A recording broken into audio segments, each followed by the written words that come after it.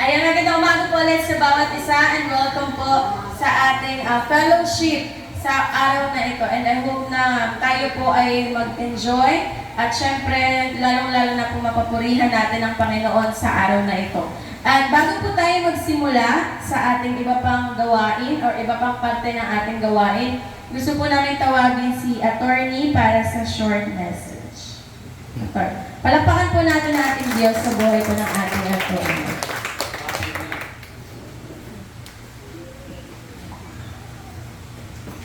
Short. Gaano ka short? Short? Di ba lang po yun eh. Gaano ba ka short to? Pero before I will give my short message, I know the Lord spoke to us. So gusto ko munang tawagin si Kuya Jean to share us what he experienced this morning.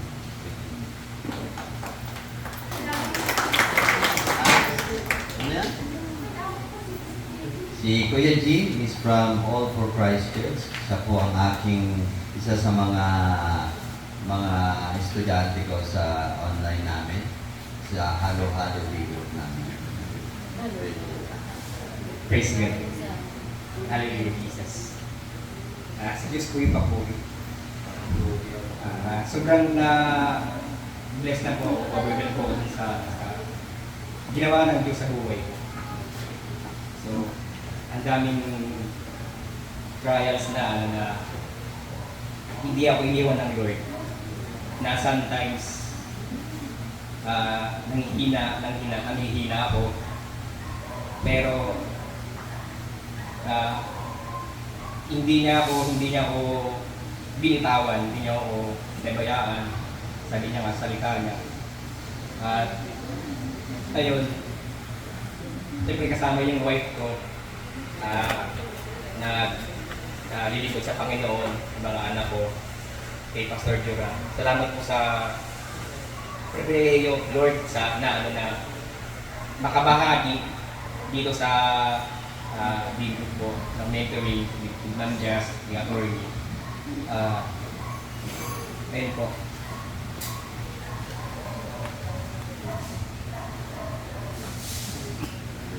Hallelujah, Jesus. So yun po, hindi ko na po habaan yung review ko po. Salamat po sa Panginoon talaga na hindi ko talaga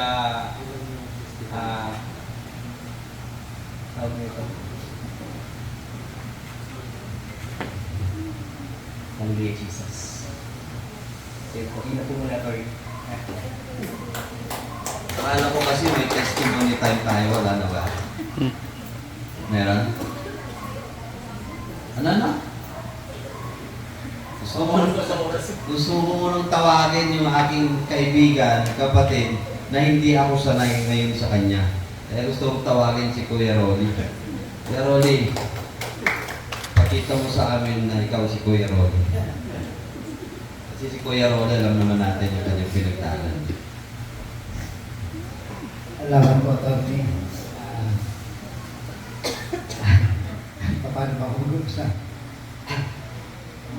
Salamat po sa bawat sa inyo, lalo na kay Joyce. Isa po'y nag-text sa akin na pwede si Mama nito. At nilog naman ang Panginoon, di kami ako sumagot sa kanya kung ako sasama. Pero sabi ko nga sa Panginoon, Lord, kailangan ko ito. At kanina nga, narito ako ay tumawag na sa akin si Annabelle. Meron daw yung fellowship ko kung Pastor James. Sabi ko hindi na kita mapuntahan dahil natin ako sa fellowship kita doon. Na sila sabi ko makibahagi ng lakas kanya. Pero salamat po sa bawat sa inyo.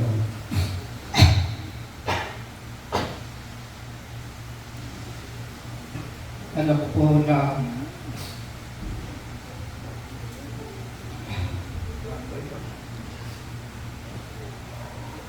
nahirap po talaga pagkano. Ngayon, at sa pamilya ko. Malaki po ang kawala siya, Eva. Lalo sa aming pamilya. Dahil sa akin po, lagi kasama at di ko pagkagulan sabi na, parang talagang mahirap na po. Pero sabi nga ni Doc James kanina sa akin na gawa ng kaawayan para mawala ka sa focus sa ministry. Kaya, pray mo mabuti na muli bumalik ka sa ministry at pakipagaya ka. Nakahadala po siya. Pagpatuloy po. Kung pumanig po sa inyo, mga kaisalanan, kung kami po nawagin sa inyo. Pero alam po na nilayonin po Diyos sa amin at sa inyo. Kaya maraming lahat po salamat sa pagkakaroon sa akin dito. At alam po na sabi mo kay Lord, ba't yan ang sinapunan ni si Eva, dapat masaya siya, pero dapat kami masaya rin. At hindi na nagkakaroon ng pagkakam namin na hihiraw, masakit po sa puso, dahil po ang mga pag-isip. Ang mahirap po mga kapatid, kung lagi din magsama, kaya masabi na ito kanina, kung tutuloy daw sila, sabay daw sila, the best po yun. Pero yung isa lang yung makikita sa inyo at lagi kayo magkasama at di kayo nag-iwala na napakasakit lalo sa akin. Kaya alam ko na kalakasan ko po ay yung paglangin at nawa bigyan pa rin ako ng Diyos na lakas ng Lord kung magpatuloy sa gawain ko. Alam ko na lagi din na tayo magkikita na sa haling araw natin tayo po ng Diyos. Kita kayo makaligtas sa fellowship sa mga. Amen. Salamat po sa mga sa atin. At salamat po sa mga prayer at sa fellowship na ito. Naging kalakasan po ng aking. Salamat po. Magandang umaga po.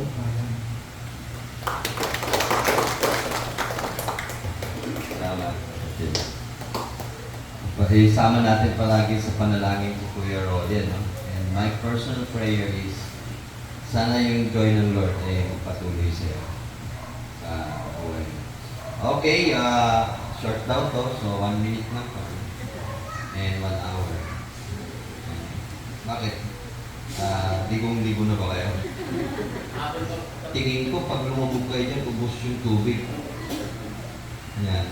Okay. Let me start with Proverbs 9:10. Proverbs 9:10. Ano po ang sabi diyan sa Proverbs 9:10? Kayo na mga disciples or mga disciples, you must start always with this verse. Yung sabi niya, alam ko galit si yan naman galit. Ano sabi sa Proverbs 9:10? Sige, Mikey, laksan mo. Ang pagkakatakot sa Panginoon ay pasimula ng karunungan at pagkakakilala sa banal na kaunawaan. The fear of the Lord is the beginning of wisdom. And the knowledge of the Holy Spirit is the beginning of understanding. Kung tayo po ay nasa discipleship, kung tayo po ay disciple or tayo po ay discipler, or tayo po ay nagme-mentor, kung tayo po ay or tayo po ay mentee, you always have to be in fear of the Lord. Yan po ang simula ng katalinuhan o karunungan. Walang disciple, walang discipler na hindi marunong sa Lord. Dahil ang wisdom is what the Lord will give you as His decision. So wisdom is something that God gave you to do. So that if you don't have the wisdom of God, what is there for you to do? But if you have the wisdom of God, perfect ang gagawin mo. Kanya lang, how can we get God's wisdom? It must start with the fear of the Lord. Hindi ito dahil takot ka sa Diyos. Hindi po ito yung sinasabi niya. No? The fear of the Lord speaks of your love for Him and your love for others. Kaya nga, kung sasabihin mong fear, you talk about love that you don't have to hate. That when you talk about loving God, when you talk about loving others as disciples or disciples, you have to hate what is not good to the Lord. Fear of the Lord means do what the Lord tells you, but do not do what the devil tells you. That's the fear of the Lord. The fear of the Lord is stated in a positive sense. Kaya nga, kung hihingi ka ng wisdom, you listen to this. Disciples, mga leaders and pastors. Before you seek for wisdom, be sure you have the fear of the Lord. Be sure you have the love of the Lord. Imagine mo, even if you have God's wisdom and you don't have love, pagka gumawa ka ng mabuting bagay na wala kang pag-ibig ng Diyos, ano yun? Walang kwenta. The reason why maraming mga tao, maraming mga disciples, maraming mga teachers, maraming mga pastors, maraming mga evangelists, ang tindi ng production. Very effective. But are they moved by the fear of the Lord? Are they moved by the love of God? Ang layo. Pero, yan nga ang tanong sa digop namin kahagabi, ano yun, Tony? Nangaral siya, mag-evangelista siya, about 1,000 people accepted Jesus as Lord and Savior, pero hindi naman siya banal. Paano yun? Ibig sabihin, wala yung love ng Lord sa kanya. He did not do it for the love of God, but he did it because magaling siya magsalita.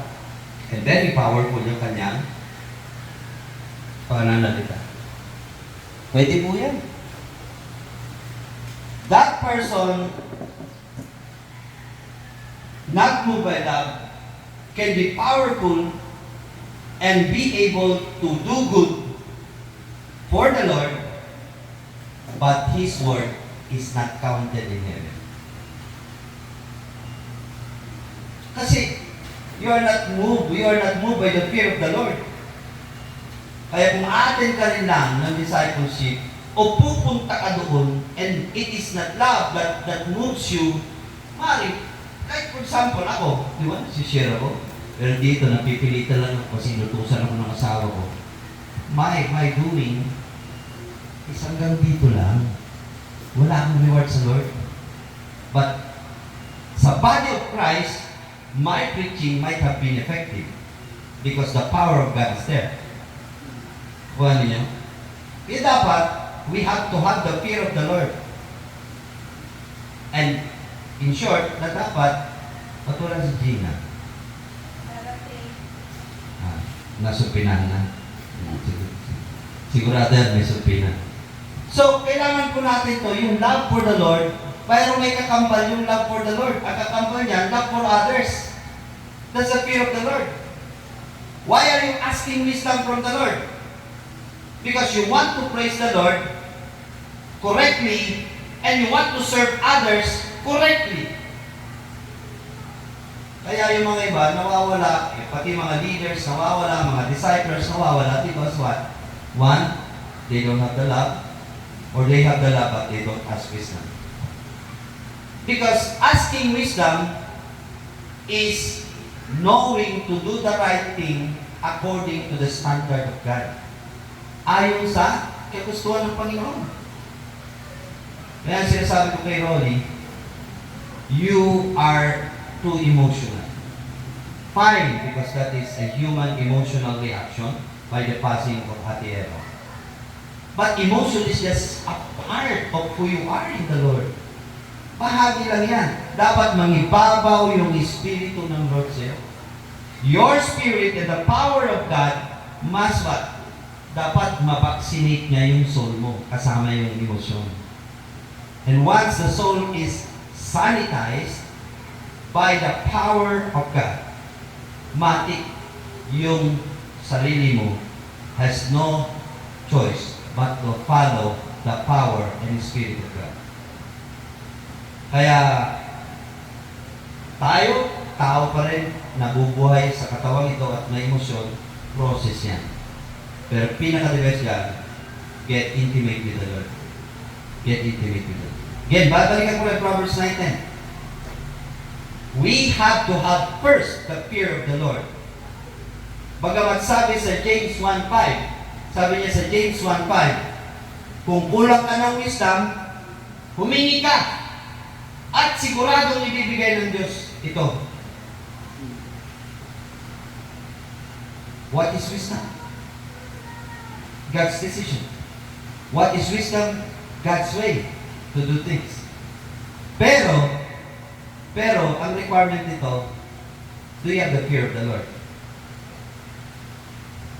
While God will give you that wisdom, if you don't have the fear of the Lord, He will not give that to you. Because kung aanin mo ang wisdom, if you will not use it to love God and to love others. Meron akong share sa inyo. Paggabi, I had a fellowship with a family. Isa kong mini-mentor lang to, bumigay sa Panginoon. He is an owner of a college in Bulacan. He was visited with traumas and stress and anxiety. Nagkulong sa kwarto, wala gusto niya kausapin, pinagbabasag niya lahat ng babasagin sa loob ng kwarto niya. At ayaw niya kausapin yung asawa niya, ayaw niya kausapin yung mga anak niya, ayaw niya kausapin yung nanay niya, ayaw niya kausapin yung kapatid niya. He just wanted to stay inside the room.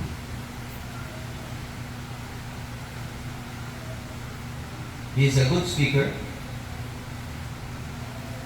but he was forced to be taken out of the room by the policeman. Ano po sinasabi ko rito?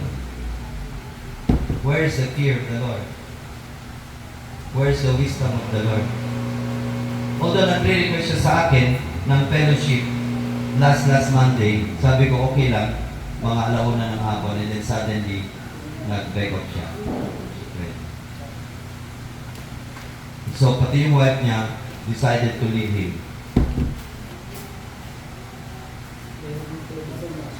Ang tanong po, bakit po nagkakaganon? Anxiety is far than the power of God. Lahat ng klase ng sakit, lahat ng katamaran, lahat ng direksyon, kung wala itong fear of the Lord, walang love sa Lord, walang love sa kapwa, all in vain. But once you have the fear of the Lord, then wisdom will begin to be shared to you by God. Okay? Nga lang, may kulatin ka ito. Kahit may wisdom ka na galing sa Diyos, if you don't understand it, wala rin kwenta. Wala rin kwenta. Diba? Binigay ka sa iyo ang desisyon ng Panginoon, pero bakit hindi mo maintindihan? Sabi niya, talikuran mo na yan dahil hindi nakakabuti sa iyo yan. Bakit? Pero bakit ayaw mong talikuran? Parang hindi mo naiintindihan. Why do people, especially believers, disciples, could not execute God's wisdom, could not execute God's decision, could not do the word of God according to the standard or ways of God? Dahil hindi nila naiintindihan ito. Tanong, bakit hindi naiintindihan? Because they don't know who the Spirit of God is. Yan sinasabi dyan. Proverbs 19. The fear of the Lord ay simula ng karunungan. At ang alaman sa banal na Espiritu ay simula ng pagkakaintindi.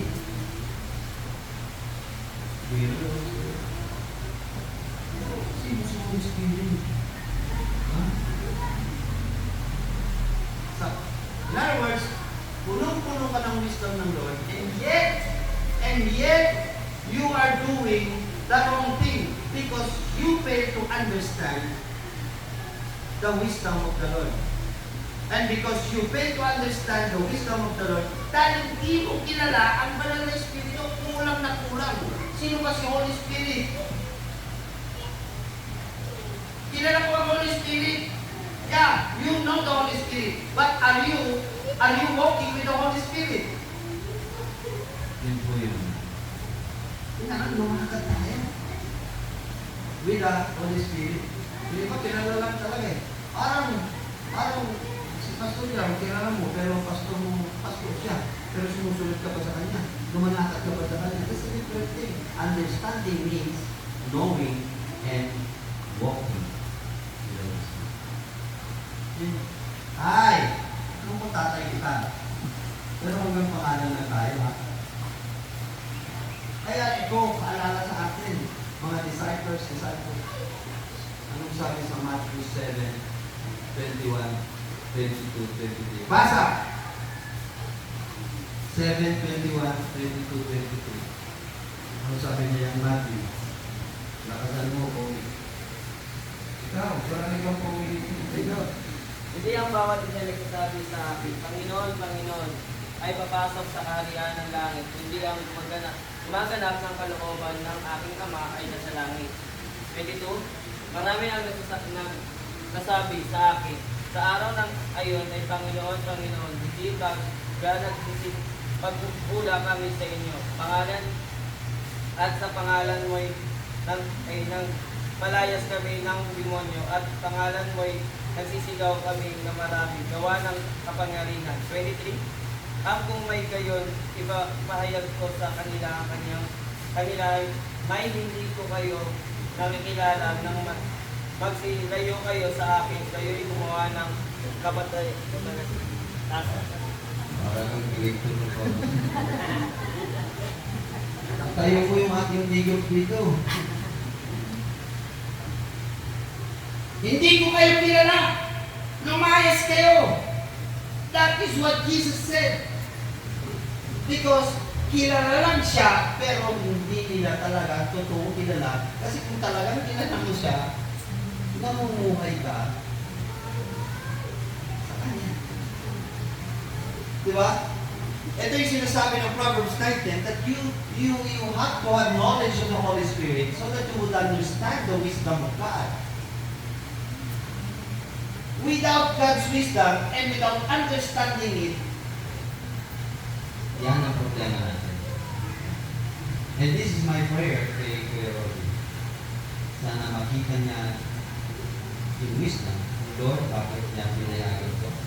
Kasi nagtutraumatize si Kuya Robbie dahil alam niya para bagang dapat may ginawa siya habang si Ate Eva ay may panahon pa para may gawin sa kanya. Pero feeling niya, parang hindi niya nagawa. So parang may guilty feeling siya. Pero sinasabi ko nga, know the wisdom of God. Understand God's wisdom. Bakit pinalaw ng Lord ito? Lahat ng tanong sinagot na ng Panginoon ng Romans 8:20. Okay? Lahat ng tanong. Pag hindi nyo alam ang sagot, Romans 8:20. Okay? Okay? Bakit walang sweldo ng isang linggo? O dalawang linggo? All things work together for good. Diba? kaya dito napakalaga yung you have to know the Holy Spirit because knowing the Holy Spirit Is the beginning of understanding the wisdom. Okay? Magandang ituro ito sa inyong tinuturuan. Kasi ang popular lang sa Proverbs 9 is the fear of the Lord is the beginning of wisdom. Hindi po. Ha? Ang totoong katalinuhan ay yung naiintindihan mo, maliwanag yung sinasabi ng Lord sa'yo. At kung naiintindihan mo, you are purposed to do what you understood. At Ang maganda dito, hindi mo naman yung gagawin alone. Anong sabi niya sa Acts 1:8? Hindi mo pa naman nag-iisa eh. Hindi ka nag-iisa. Ha? Kaya, kakapagod ng turo, ayaw ko ng discipleship. Grabe. Ha? Panay take away, ganyan. Panay, kagabi na ako kami ng pastoral sponsor. Halos ayaw pa. Eh, matatanda na yung tinutulog. Ayaw pa. Tulog na yung alagang anak. Siya, sige pa, tira pa. Attorney, meron pa akong share sa amin ng hospital niya. Alas 11:10 na. Hindi pa kumakain sa kote. Buti na lang, may suka kong dinadala ng gas. Ano sabi dyan? Ano yung huli? Ano huli siya sabi ko? Acts 1:8. Magtatapos na ako dyan para short lang. Acts 1:8. Huwag na kasi ako pag-explain pagka medyo pag short, long short, nagagalit na yung asawa ko kasi siya, ligong-ligo na. Sabi nga niya, panligo ko na ito. Alis ko lang ng bahay, ligo na talaga sa inyo sabi. Acts 1:8.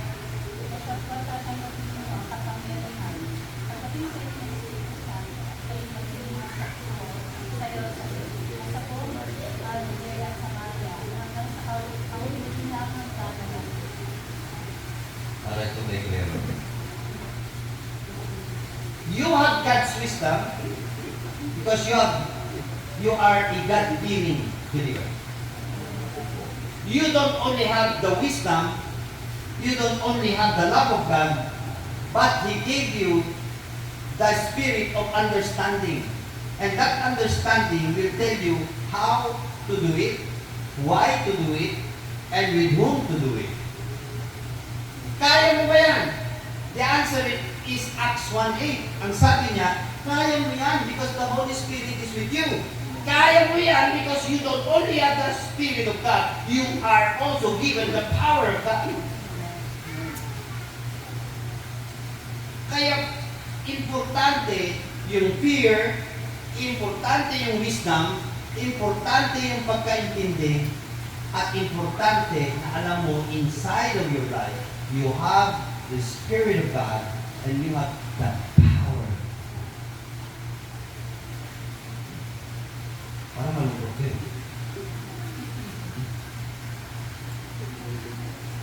Parang, naiintindihan ko yun. Ganun lang naman, nung ako'y nagtuturo kahit sa college ito, sa lang naman yung, pag walang reaction ng estudyante, dalawang tawag lang, ay din walang naiintindihan. O talagang naiintindihan. Pero i-assume ko na naiintindihan. Assume na lang. Assume na lang. Gusto mo na lang makita sa actuality. Now, listen. How would I know the word? How would I know that the power of God is at work? How do I know that the Holy Spirit is in me? Mga kapatid, nagsimula tayo sa fear, sinundan ng wisdom, sinundan ng understanding, tapos ngayon naman, power and Holy Spirit. Tanong ko, how do we know that the Spirit of God is moving in your life? And how do you know that the power of God is working in your life? Ang sagot ko ito, kung talagang buhay ang Espiritu ng Diyos sa inyo, dapat nakikita yung bumi. Ay, nakita niyo? The fear of the Lord, pabalik ka sa fruit of the Spirit. Ano yun? Love, joy, peace, patience, kindness, goodness, faithfulness, gentleness, self-control. Totoong disciple, kabisado niya ito. Kasi dapat ito ay pamuhay natin. You know what? The fruitfulness of the Holy Spirit means being holy in the Lord. Kaya nga, we need to be holy. Sinasabi ko sa lalo sa mga nasa altar, sa praise and worship, be sure you are holy in the Lord. You are living a holy life. Why? If you are not holy and doing the work of the Lord, you might be able to influence the body of Christ, but since you are not holy, marami kang tinatago, marami kang hindi sinusuko, yung ginagawa mo, akala mo okay na okay sa Lord. Hindi. Hindi, dahil huling-huli ka. Di ba? Huling-huli ka. Kaya dapat yung kabangalan natin. Lord, sorry I lied. Lord, sorry I sinned. Lord, sorry I don't deserve. But please cleanse me. Purify me. I will serve you. I will sing today. I will preach today. Ganun po tayo. So when we speak of the fruit of the Spirit, we speak of the holiness, we speak of the righteousness, we speak of the character of God, we speak of your Christ-centeredness as a believer. Sentro ang kabanalan, sentro ang Jesus, sentro ang Diyos, sentro sa katwiran. Tandaan niyo, the righteousness is one of the foundation of the throne of God. Yung pagiging matuwid. Okay? And, how about the power? Acts 1:8, sabi niya, 1:1:8, when the Holy Spirit dwells in you, you receive the power of God. Anong trabaho ng power na to? This power is God's ability. Binigay niya ito sa inyo. Okay?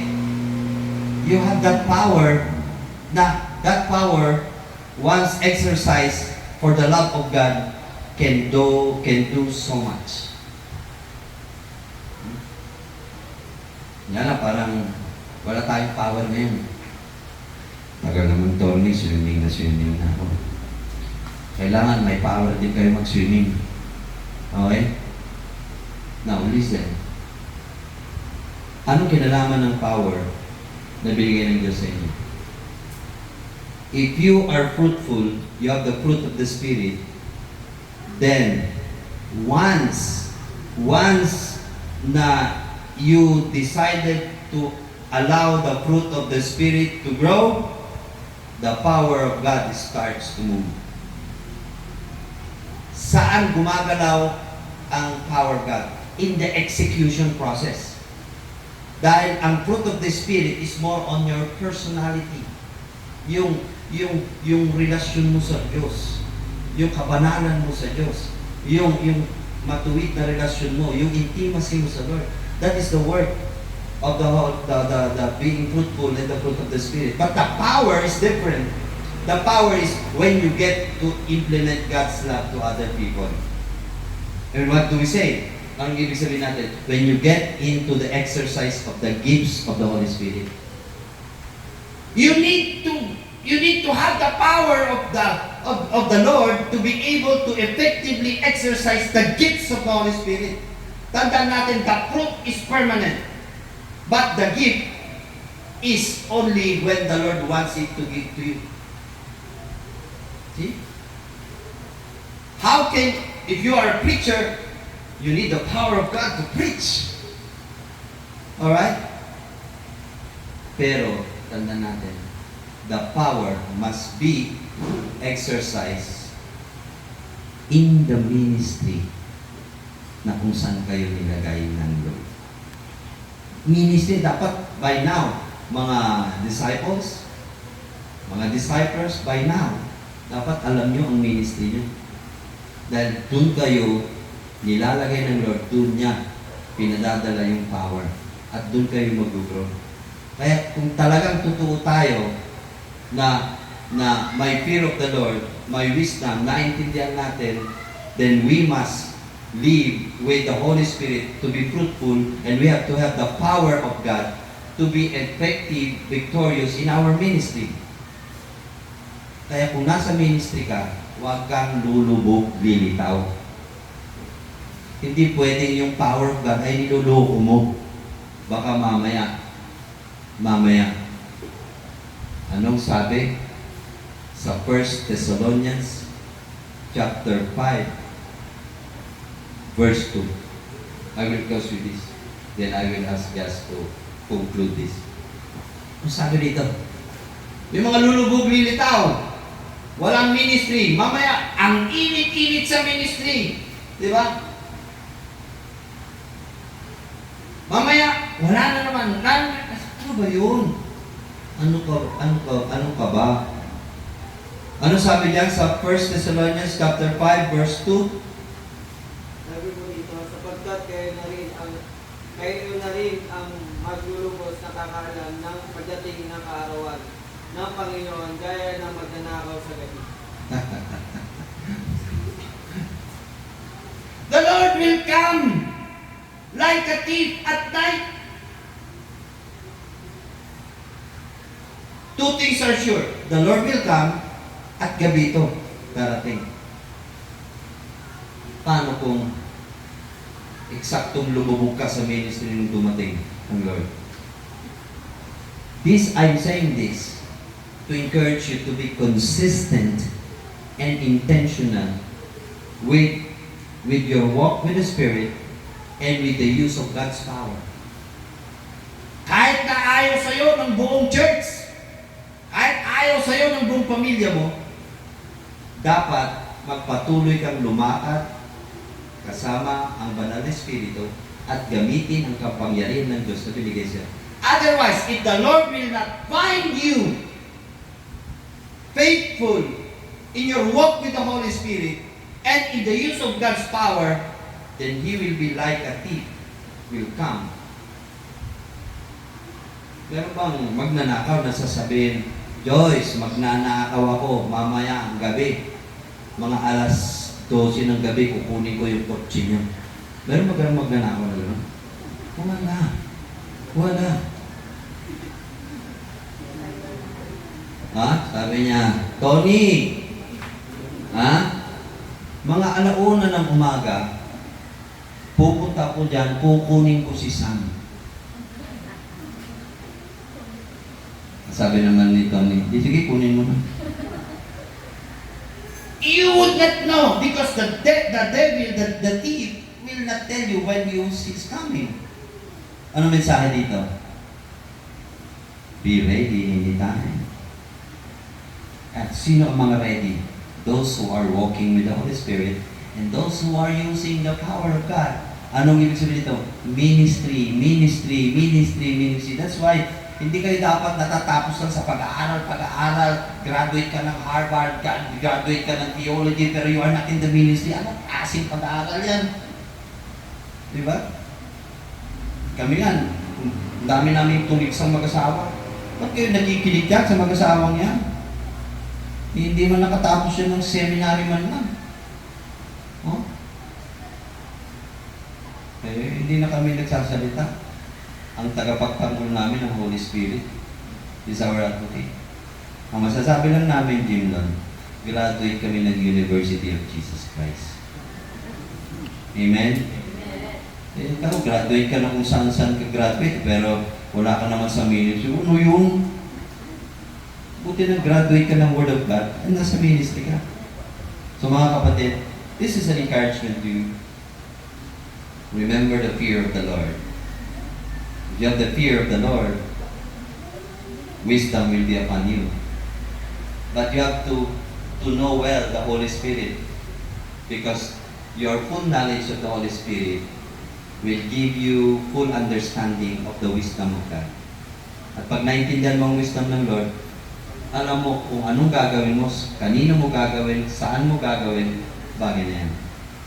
Can you do it? Yes, because Acts 1:8 says, you have the Holy Spirit and you have God's power. Alright? Kailan mo gagawin yan? Dapat ngayon na. Kasi baka dumating ang magnanakaw at tulog ka. Tayo mong gumising. Kaya kung babasahin yung verse 3, sabi niya, at saka verse 4 sabi niya, kayo na totoong nananampalataya, kayo na nasa ministry, kayo na gamit-gamit ng kapangyarihan ng Panginoon, walang gabi sa inyo. Walang gabi sa inyo. Dahil kayo ay anak ng liwanag.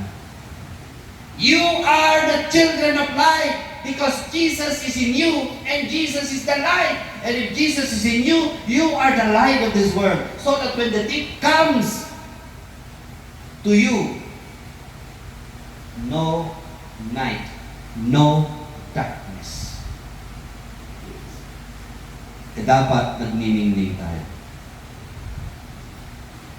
Natouch ako sa patutuo ni Gina ng isang gabi. Salamat sa Lord, pasukan na rin.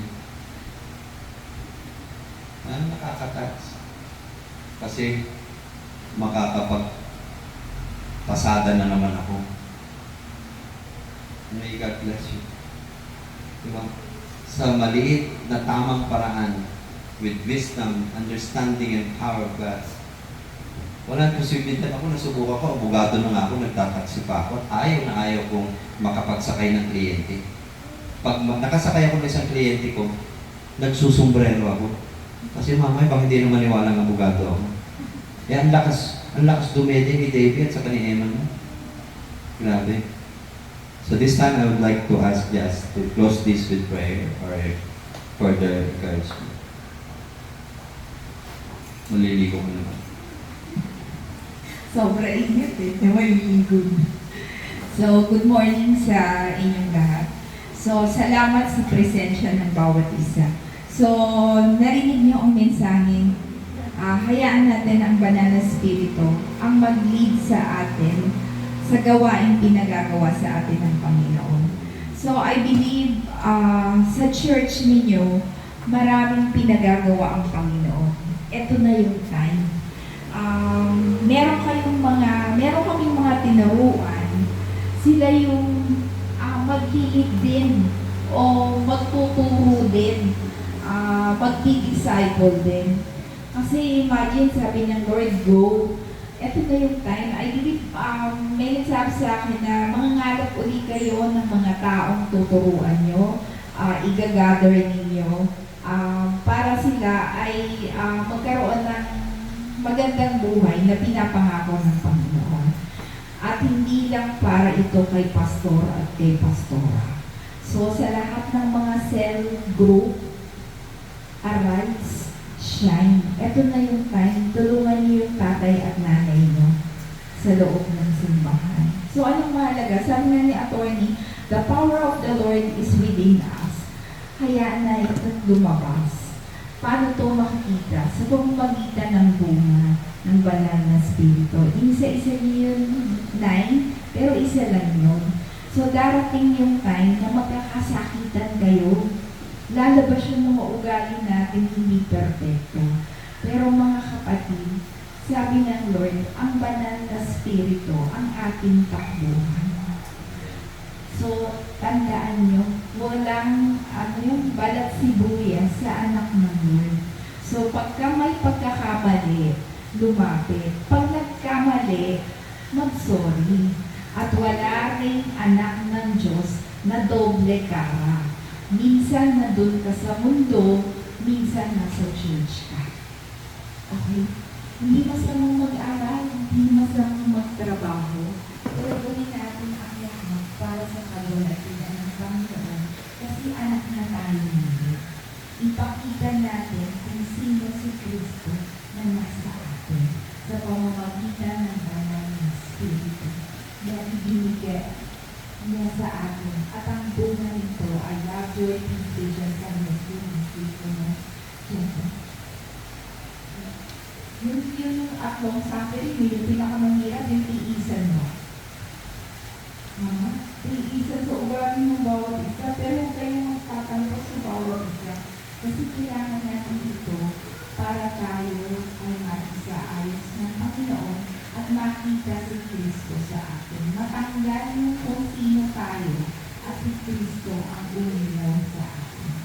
So, ina-encourage ko ngayon ang bawat isa na kayo may mga nagbibilong na kayo sa cell group.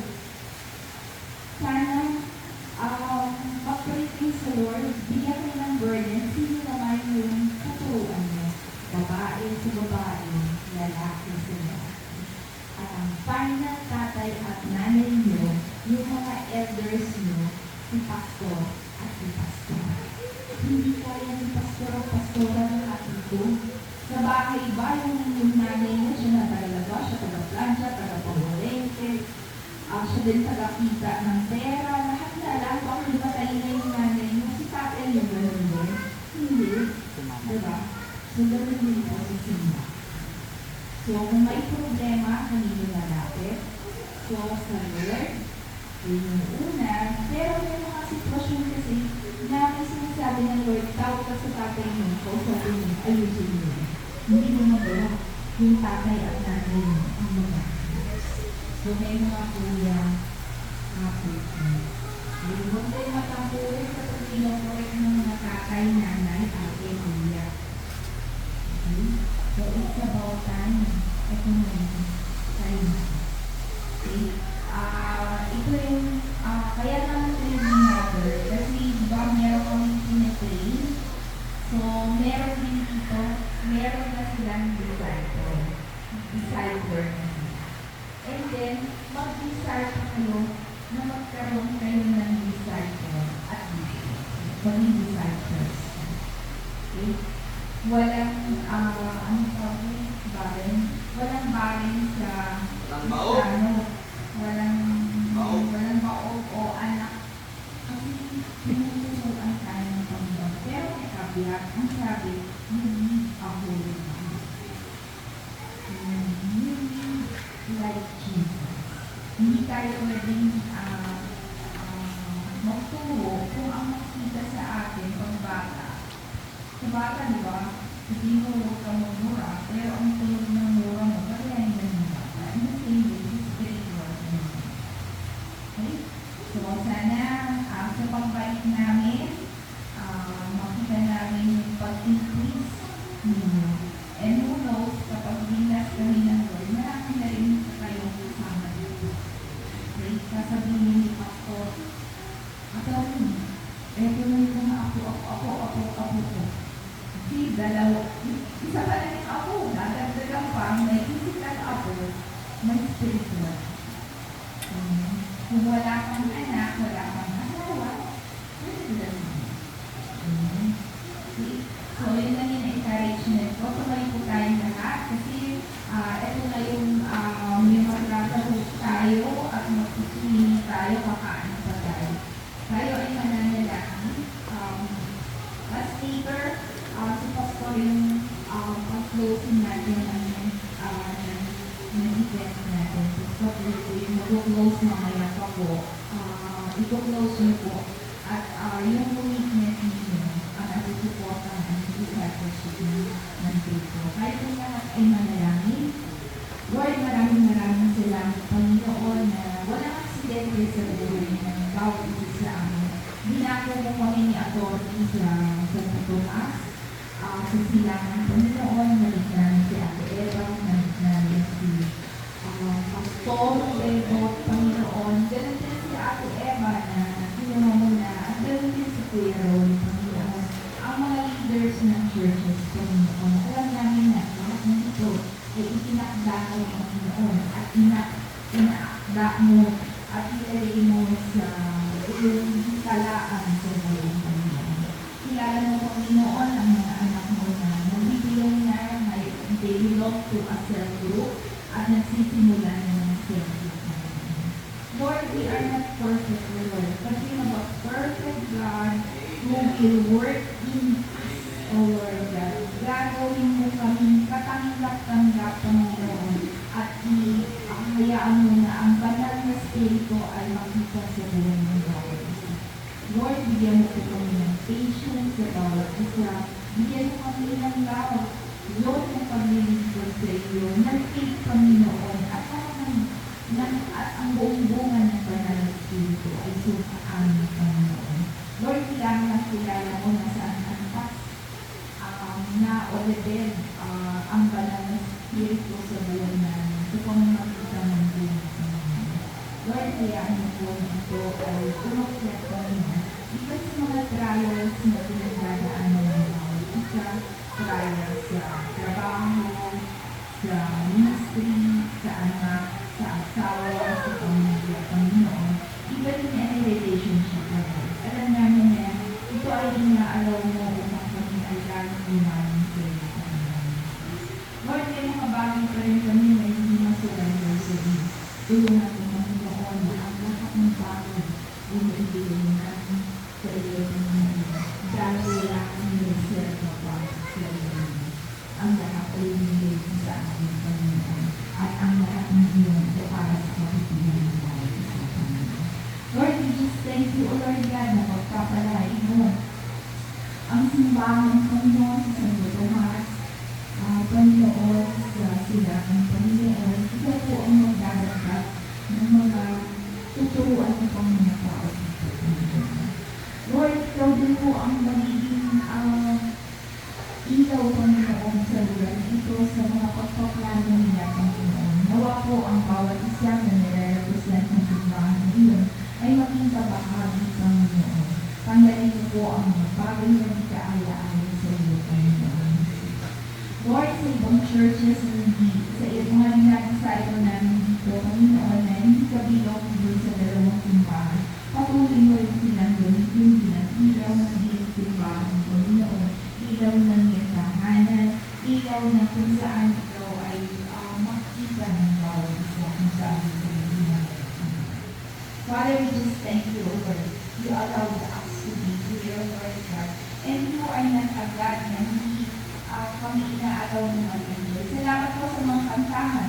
Salamat din po sa mga pagkain at sa mga nagbigay. Salamat din po sa mga games na ibibigay mo sa bawat isa. Salamat din po sa joy ng pagsusulit ng Panginoon. Lahat po ito ay na-offer namin, inaalala namin para sa iyo, Panginoon, na ang lahat ng bagay ay lumatuloy, Panginoon. Lord, maraming salamat, Panginoon. Just be with us as we enjoy this day together with you, kasama mo ng Spirit of Panginoon. And Lord, salamat na inalaw mo na maintindihan namin kung paano kami magiging self-leaders, O Lord, disciples, O Lord, at paano kami maging mabuting disciple mo, Panginoon. Salamat, Panginoon, as we with us, as we enjoy this place, as we enjoy the company of each one of us, O Lord God, as we enjoy, Lord God, the gift that you have given us, O Lord God, and as we enjoy, Lord, yung fellowship namin sa bawat isa, yung fellowship din namin sa iyo ng kasama namin. Salamat, Panginoon. Ito po ang aming dalangin, ang aming pasasalamat, Panginoon, at ang salamat sa biyaya ng buhay na walang hanggan.